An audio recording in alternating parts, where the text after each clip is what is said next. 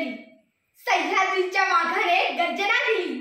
स्वातंत्र्याची नवी प्रेरणा राघोजींनी जनतेला दिली. नमस्कार, मी श्रुती कुंभार आपल्या समोर विषय मांडते आहे क्रांतीवीर राघोजी भांगरे. सह्याद्रीचे शूरवीर डहाण्या वाघ क्रांतिकारक राघोजी भांगरे यांचा जन्म 8 नोव्हेंबर 1805 रोजी अहिल्यानगर जिल्ह्यातील देवगाव येथे आदिवासी महादेव कोळी समाजातील माता रमाबाई आणि रामजी भांगरे यांच्या पोटी झाला. ते सह्याद्रीच्या कड्याप्रमाणे विशाल, कणखर आणि मजबूत होते. अंगी पराक्रम हा लहानपणापासूनच होता. वडील रामजी भांगरे ब्रिटिश सरकारच्या दरबारात सुभेदार म्हणून नोकरी करत होते. मराठी सत्तेत हरल्यानंतर महादेव कोळ्यांच्या परंपरागत अधिकारात गणल्या जाणाऱ्या सह्याद्रीतील किल्ल्यांची दिलेली कामे ब्रिटिशांनी काढून घेतली.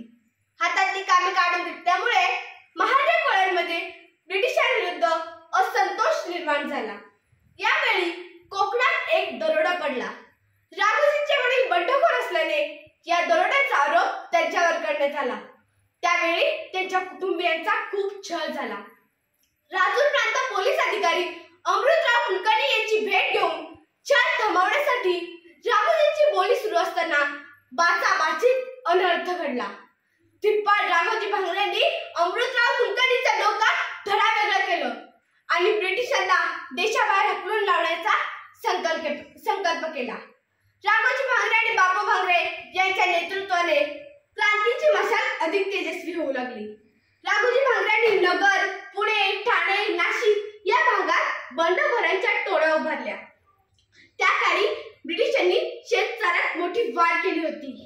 गोरगरिबांना सावकार आणि वाड्यांकडून भरमसाठ कर्ज घ्यावे लागत होते. कर्जाच्या बदल्यात सावकार शेतकऱ्यांच्या जमिनी बळकावू लागले.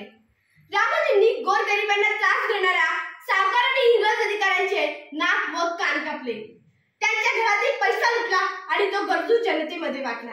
त्यामुळे ते सर्वांच्या नजरेत गोरगरिबांचे कैवारी बनले. राघोजी भांगरेंना पकडण्यासाठी इंग्रज अधिकाऱ्यांनी 5000 रुपयांचे बक्षीस जाहीर केले होते.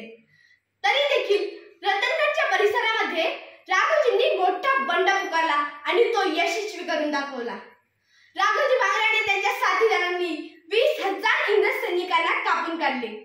त्या काळी इंग्रज अधिकारी कॅप्टन मॉन्किटॉश याने राघोजींचा अभ्यास केला. राघोजींना पकडायचं असेल तर रणांगणाच्या ऐवजी तीर्थक्षेत्री पकडण्याचं यश येईल असा विचार करून त्याने एक सापळा रचला आणि त्या सापळ्यात त्याला 3 वर्षानंतर यश मिळाले. राघोजी भांगरे पंढरपूरच्या यात्रेत एकटेच दाखल झाले असताना इंग्रज सैनिकांनी त्याला चहूबाजूने घेतले. त्यांच्यावर गोळीबार सुरू केला. यात्रेकरूंना गोळी लागू नये म्हणून राघोजी इंग्रजांना शरण आले. इंग्रजांनी त्यांना ठाण्याच्या सेंट्रल जेलमध्ये ठेवले आणि त्यांच्यावर देशद्रोहाचा खटला चालवण्यात आला. इंग्रज अधिकाऱ्यांनी त्यांना वकील देखील मिळू दिला नाही आणि न्यायालयाने त्यांना फाशीची शिक्षा सुनावली. तरी देखील वीर राघोजी म्हणाले, अरे मी रणांगणातील शूर योद्धा आहे. मला गोळी मारा, नाही तर तलवारीने माझ्यावर वार करा. मी शहीद होईल, मला फाशी कसली देतात. पण इंग्रज अधिकाऱ्यांनी त्यांचे काहीही न ऐकता 2 मे 1848 रोजी इंग्रजांचा कर्तनकाळ आद्य क्रांतिकारक शूर योद्धा राघोजी भांगरे यांना फाशी देण्यात आली. धैर्याने आणि शौर्याने तू देशाच्या अस्मितेचे दिले भान. धैर्याने आणि शौर्याने तू देशाच्या अस्मितेचे दिले भान. सह्याद्रीचा वाघ तू देशासाठी दिले बलिदान, देशासाठी दिले बलिदान. अशा या क्रांतिकारकाला माझा कोटी कोटी प्रणाम, कोटी कोटी प्रणाम. जय हिंद, जय महाराष्ट्र, जय आदिवासी.